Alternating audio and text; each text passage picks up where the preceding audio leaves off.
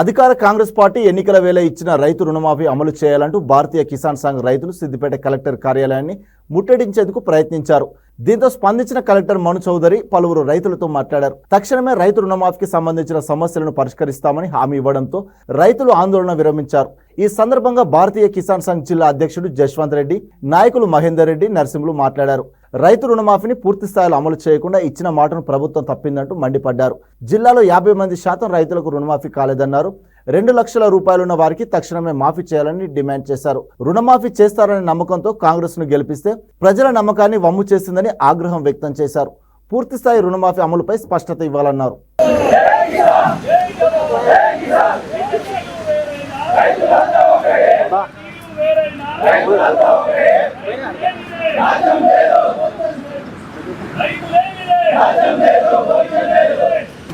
గత ఎన్నికల్లో ప్రభుత్వం ఏదైతే రైతుల కోసం రుణమాఫీ అని హామీలు ఇచ్చిందో ఇప్పుడు 2 లక్షల రుణమాఫీ ఎటువంటి షరతులు లేకుండా వెంటనే తీర్చాలని చెప్పేసి ఇక్కడ భారతీయ కిసాన్ సంఘ్ ఆధ్వర్యంలో కొంతమంది రైతులు స్వచ్ఛందంగా వచ్చి ఇక్కడ క్యాంపు కార్యాలయాన్ని ముట్టడించడం జరిగింది.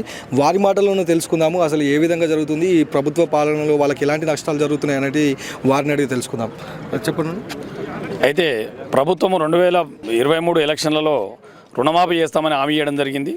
హామీకి తగ్గట్టుగా మీరు మొదలుపెట్టినప్పుడే మేము సంతోషపడ్డాం. 26,000 కోట్లు 32,000 కోట్లను మీరు ప్రకటనలు ఇవ్వడం జరిగింది. ఆ ప్రకటనలకు మా రైతులందరూ సంతోషం వ్యక్తం చేశారు.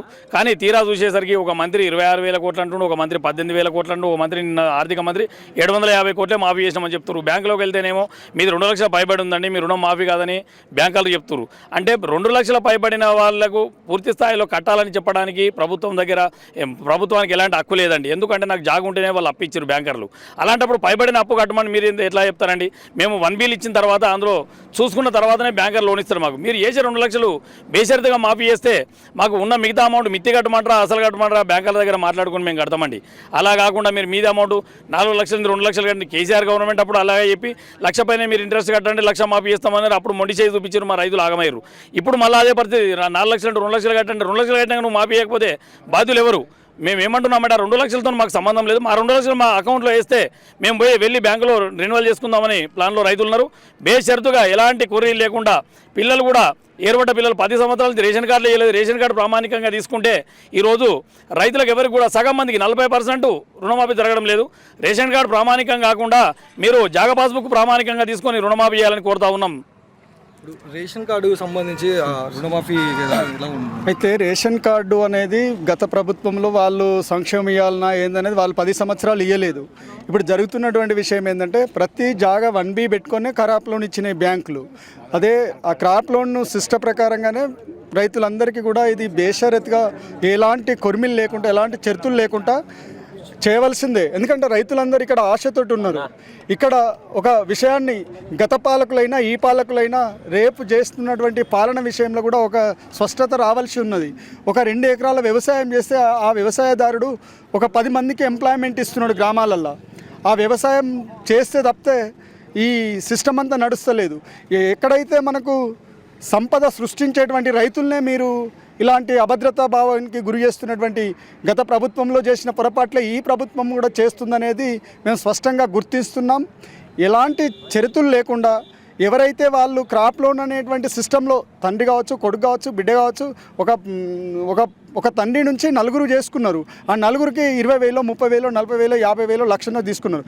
నాకు తెలిసినటువంటిది బేషరత్గా వీళ్ళు రైతు ఏదైతే పంట రుణంగా తీసుకున్నారో ఆ పంట రుణాలను అన్నీ మీరు మాఫ్ చేసి మీరు మళ్ళీ రిటర్న్లో పంట రుణాలు ఇస్తే ఏ విధమైన ఇన్స్ట్రక్షన్స్ పెట్టి ఇస్తారో ఇవ్వండి. కానీ ఇట్లా రైతుల్ని ఆవేదనకు గురి చేసి ఇక్కడ ఎవరు నష్టపోతున్నారంటే పక్కా వ్యవసాయం చేసే వ్యవసాయదారులు నష్టపోతున్నారు. 2 ఎకరాలు 3 ఎకరాలు 5 ఎకరాలు వాళ్ళకి బయట ఎంప్లాయ్మెంట్ లేక ఇక్కడ ఏదో చేసుకొని బతుకుదామంటే అక్కడ ప్రకృతిపరమైనటువంటి మార్పులు, ఇక్కడ ప్రభుత్వమైనటువంటి మార్పులు, ఇలాంటి ఒత్తిడులను తట్టుకొని ఇలా రైతు నిలబడలేకపోతున్నాడు. ఇంత వ్యవసాయం కూడా కుప్పగూలిపోతే మీరు ఏమిటికి పనికిరారు. ఈ రాజ్యాలు రాజ్యవైభోగాలు కాదు. ఇక్కడ రైతు ఉన్న చోటనే రాజ్యం ఉన్నది, రాజ్యం ఉన్న చోటనే సుభిక్ష. ఒకవేళ ఈ పక్షంలో ఇటువంటి న్యాయం రైతులకు జరగకపోతే మేము ఎంతవరకైనా పోవడానికి సిద్ధము, చేయడానికైనా సిద్ధము.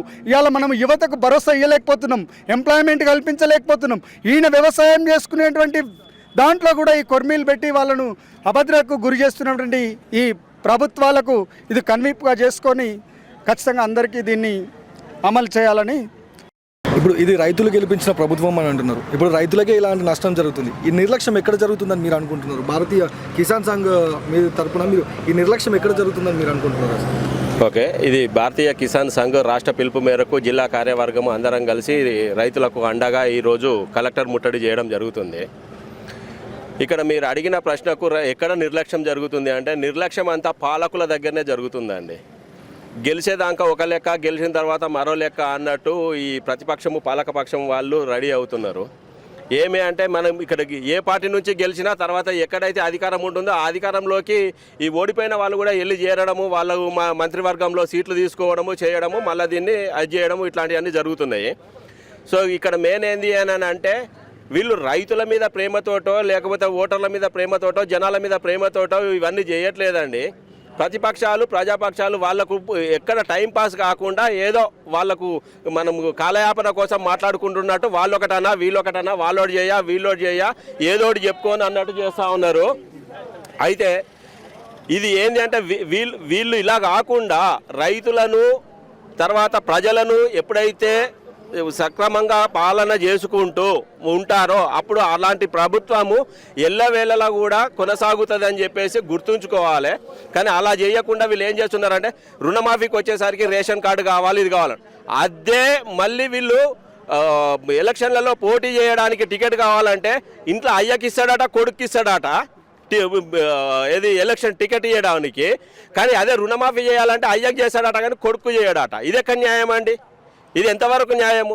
వాళ్ళకో పాలన మనకో పాలన, వాళ్ళకో రూల్ మనకో రూల్ అనేది కాకుండా మీరు ఏదైతే షరతు లేకుండా ముందుగా మేము షరతులు పెట్టము చెయ్యమని చెప్పేసి ఎలా అయితే మాట్లాడిర్రో ఇప్పుడు అదే విధంగా కూడా మీరు ఎంతైతే రుణమాఫీ చేస్తారో మేము అడిగేది సన్నకారు చిన్నకారు రైతుల కోసం, మేము మోతావారు రైతుల కోసము 100 ఎకరాలు 1000 ఎకరాలు లోన్ తీసుకొని ఉన్న వాళ్ళ గురించి మేము మాట్లాడట్లేదండి.